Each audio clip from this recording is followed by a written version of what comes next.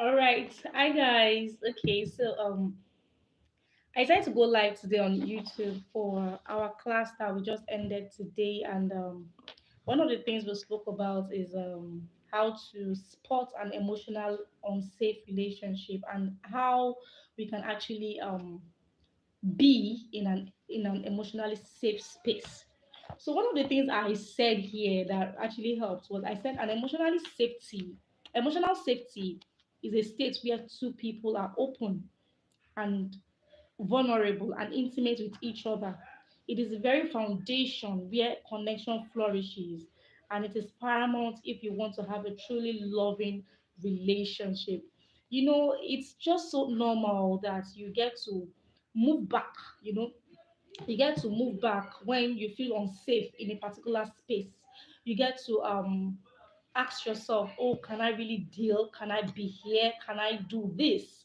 You know, so unconsciously or consciously, you find yourself moving back whenever you don't feel safe in a particular space. You unconsciously move back when you find a place not safe for you.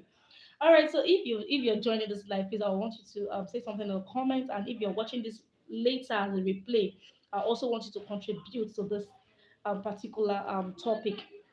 All right, so one of the signs that you are in an emotionally unsafe relationship is that you feel a disconnect between the both of you.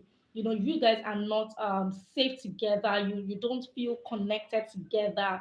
You don't even hear yourself well together. You're not always happy with this person. So there is this disconnect.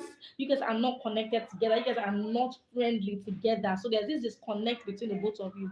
So it means that you are in a space where you are not feeling safe. It means you are in a space where you are emotionally down.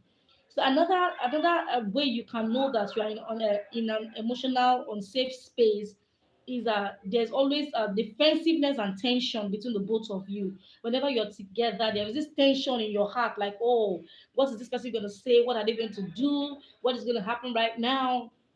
You know, so there's this tension between both of you. There's this defensiveness between the both of you. So sorry that this video might be looking this way because I'm doing it this night. I'm doing it in the night time. So, um, but I believe that all going to learn from this tonight. Okay, so another way you can actually know that you are in an emotionally unsafe space is there is always fear of being vulnerable with that person, or there's fear of being open with that person. So the moment you feel like you can't be vulnerable with this person, that means you are in an emotionally unsafe space, because vulnerability helps brings about intimacy. So it helps both of you grow. It helps you come closer. But the moment you can't open up to this person, you are afraid of being vulnerable to this person. So it means that there is a disconnect between the both of you. It means that you, as a person, you are in an unsafe space. You are in an emotionally unsafe space. Another thing is over carefulness. You want to watch what you say. You want to watch what you do. You want to watch how you act. Around this person. You don't want too much of familiarity. You don't want too much of closeness. You don't want this person to take your word. You don't want them to take your word somehow. You don't want them to think of you in a particular type of way. You know. So that's those are facts, that those are signs that you are in an emotionally unsafe space, or in an emotionally unsafe relationship or marriage. Constant suspicious of the person's thoughts. What is this person thinking about me? What do they think of me? How do they see me? This person, is it coming to attack me? There's this suspicious thought that comes to your mind every time you're with this person or you are around this person. So there's this suspicious thought in your head. And another point that is very key is you are always thinking worse of that person. You are always thinking worse of that person. So it means that you are in an emotionally unsafe space. So, like I said, cultivating emotional safety in a relationship actually takes time. It takes patience, it takes persistence. It's just like self discovery. It is a gradual process. So, for you to actually know, okay, can I be emotionally safe with this person? Can we work towards it? Can we grow together? I love this person and we've been dating for so long, but all what you've listed is what is happening in my relationship, is what is happening in my marriage. How can I increase emotional safety, or should I just opt out?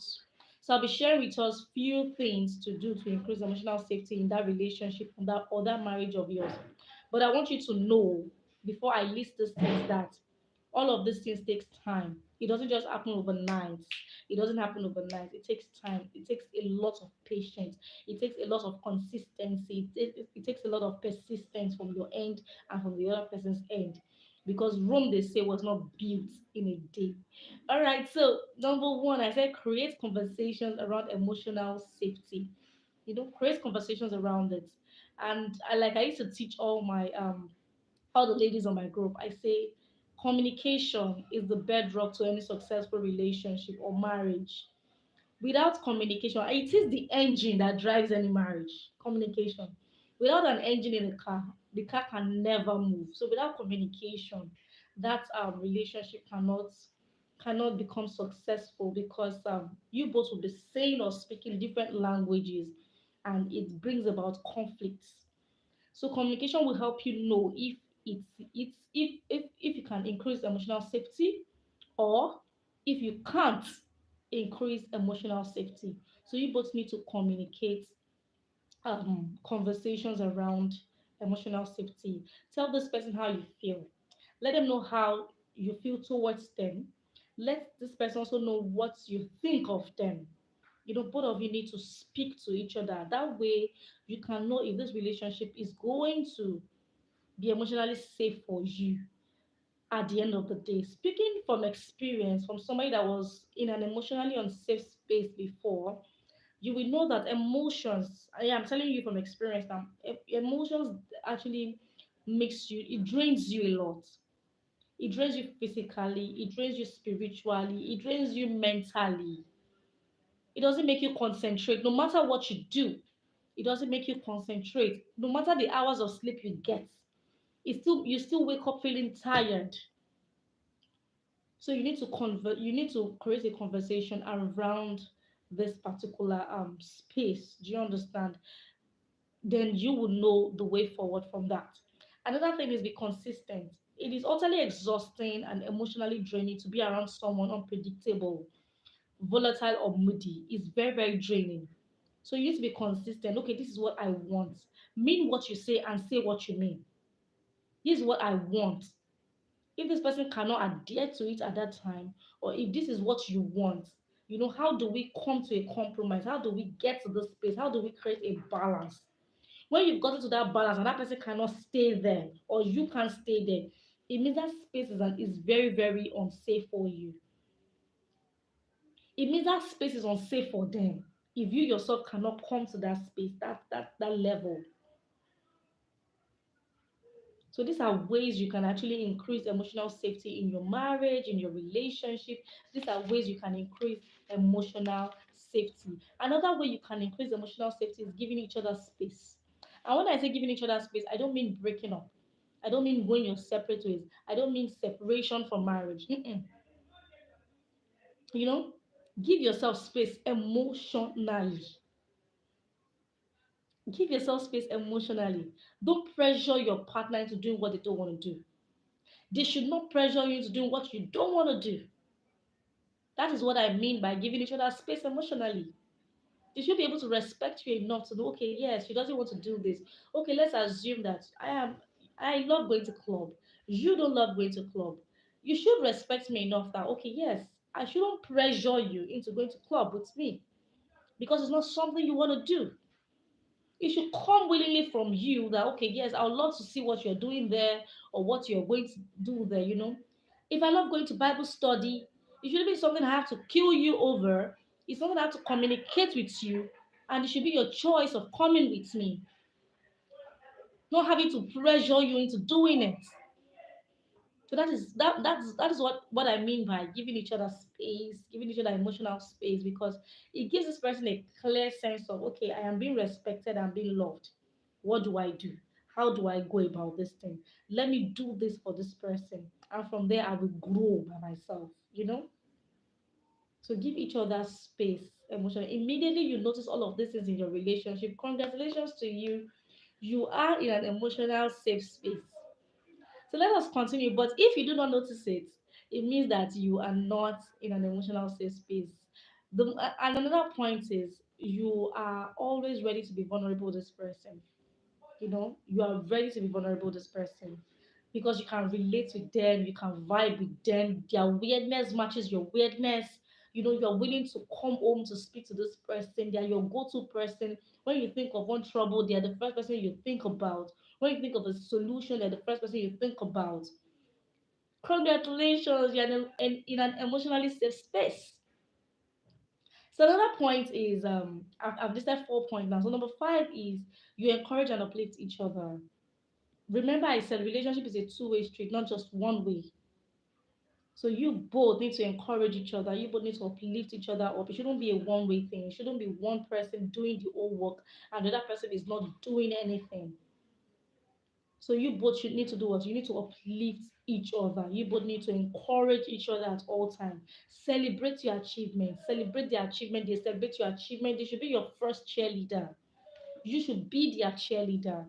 Compliment them. Shower them with compliment. They should shower you with compliment. Encourage each other. Let them know that you understand what they are passing through. That is what an emotionally safe space looks like. There is always encouragement there. There is always, upliftment there. There's always this vibe there. So another point I'm going to be saying is replace judgment with curiosity. This is something I had to work on at the end of the day, and it helped me. You know, just because you disagree with your partner does not make your partner a bad person. That's one thing I want to clear. Just because your partner disagrees with you does not make you a bad person. It just means both of you have different opinions on that particular subject matter. It just simply means you both have different opinions on that subject matter. So it doesn't make them a bad person just because they disagree with you or you disagree with them. It doesn't make you right even because you disagree with them. No, it doesn't even make them right. So rather than judging the person that, oh, this is what the person means, ask questions. Let curiosity take over. Okay, what did you mean by what you said? What did you mean by doing this thing? What was your action? What does your action mean? Ask questions. Questions will help you kill assumption because assumption is a killer of relationship. Assumption is a killer of marriage. Assumption is a killer of friendship. So rather than assuming, ask questions, communicate. And that's the first point that I listed. And that point is be an attentive listener. Learn to listen to them. No distractions. It's not when somebody is speaking to you, you're pressing your phone or you want to watch TV or you want to be distracted with one person or one thing or the other. The moment there is no attentive listening in your relationship, it is not a safe space to be in.